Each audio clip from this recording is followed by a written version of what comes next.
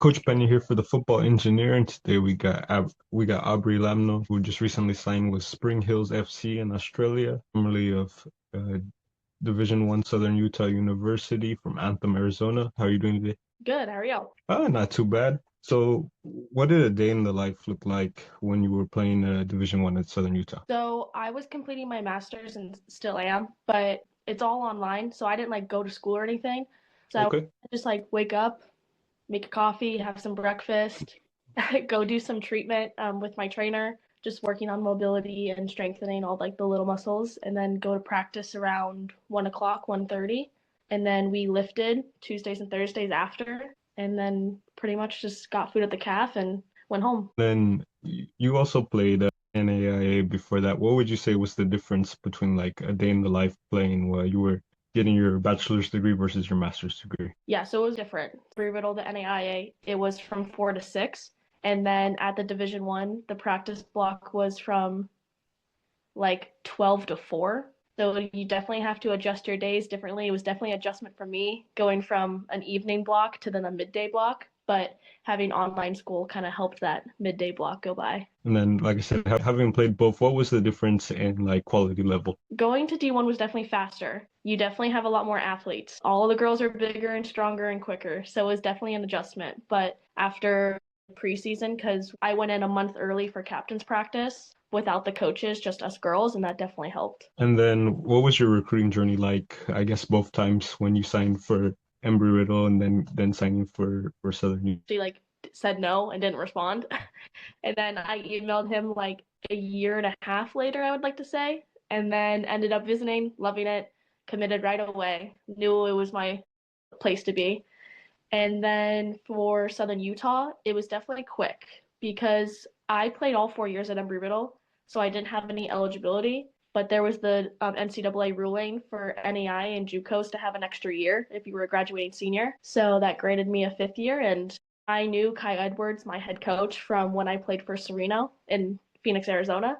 So that helped knowing him, and he knew me, and he knew Todd Poitras. So he kind of just called, and I committed like 3 days later. Yeah. And then, how did this opportunity come about for you to go play in Australia? And what was kind of the process behind that to officially sign, I guess, and go through this process? Yeah, that was another a quick turnaround for me. I talked to my head coach at Southern Utah about like playing more and stuff, and he kind of mentioned it to me like, "Do you want to?" And I was open to it. So I kind of just got through my season. After the last game, we connected with Unite Sport, the agency that helped me sign, and Harvey and Flo were fantastic in getting me offers and kind of walking me through the process. I couldn't have done it without them, that's for sure. But yeah, I mean, the coach needed a center back, and they sent him my film and my resume, and it kind of just took off from there. It was quick. It was like a week and I committed.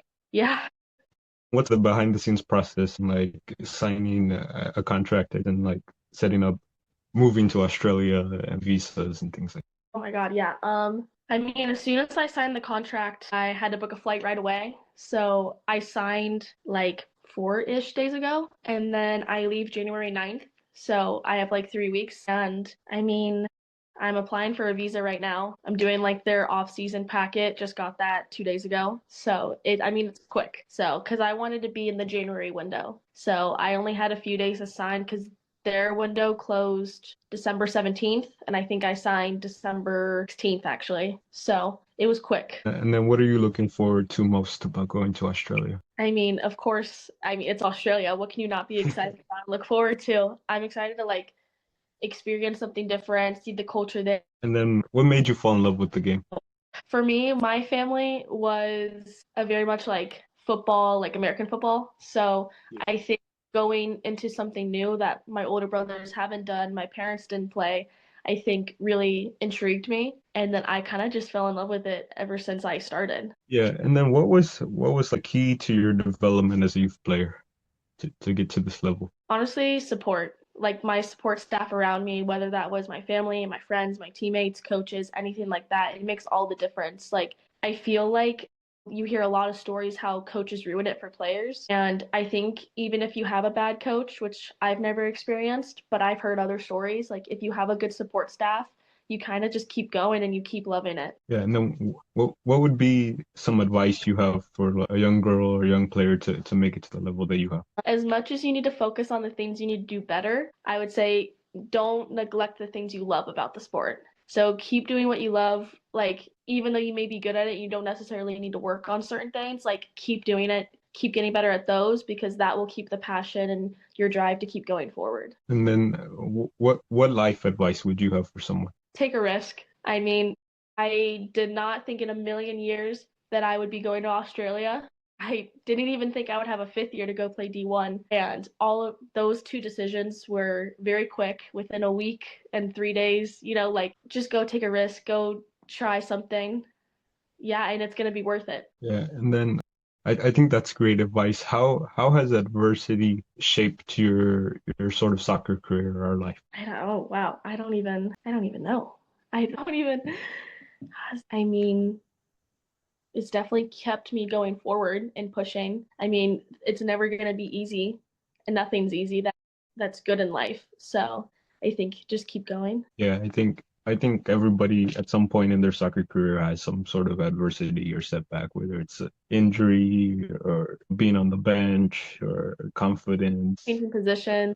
Yeah. I Yeah, mean, I know you've played multiple positions, so what do you think is the key to like your tactical diversity and being able to play different positions? yeah, I think being able to change positions is one of the best things I think a player can do. I mean, I played holding mid primarily through Embry-Riddle, and then switching to D1 to Southern Utah, I had to switch to center back, and it definitely helps me like with play time and like gaining respect. Like it's hard to change position. And I guess what was that change like for you switching positions to center back, given that it's more physical, faster, as you mentioned, when you went up a level? What was that change like? I mean, yeah, it was definitely hard. Don't get me wrong, like changing especially levels too, and then a different position. But I mean, I was very familiar with center back. I played a little bit at Embry-Riddle, and I would play over summer as a center back. And I actually played my youth as a center back, and then I switched Okay. over at Embry-Riddle, and then switched back. So, I mean, yeah, it was difficult, but definitely worth it. And then what position are you looking to play when you move to Australia? Where would you feel most comfortable? Most comfortable, probably holding mid, but I'm gonna go play center back. Okay. Yeah, it's not that I'm uncomfortable playing center back by any means, but yeah, I mean, I love both. So And then I got some quick fire questions for you. Who is like your soccer idol? probably Van Dyke as of Van recent. Dijk. And then what do you have on like your hype pregame playlist or your hype song? My hype song, anything like Spanish or French. Okay. Who would be like your go-to artist then? I'm never on aux, so it's whatever they play. My teammates know me the best. And then Nike or Adidas? Adidas, And then would you rather have a game in the cold or in the hot? cold And then morning training or evening training? evening. Yeah, I think that's pretty much all the questions I have for you. Do you have any closing thoughts for people who are beginning their journey or on their journey? Just take a risk. Take a leap of faith. It'll always come back to be good. Yeah. And I think, you're definitely doing that and moving out of the country and pursuing your sort of dreams in Australia. And I hope that works out well for you. I know it's a good league. It's a good stepping stone for possibly even bigger things. So I hope that works out well for you. Thank you. I'm really excited. Yeah, so wishing you all the best, and I appreciate your time and for you hopping on here. Of course. All right, that's it for this episode. Till next time, Coach Peña.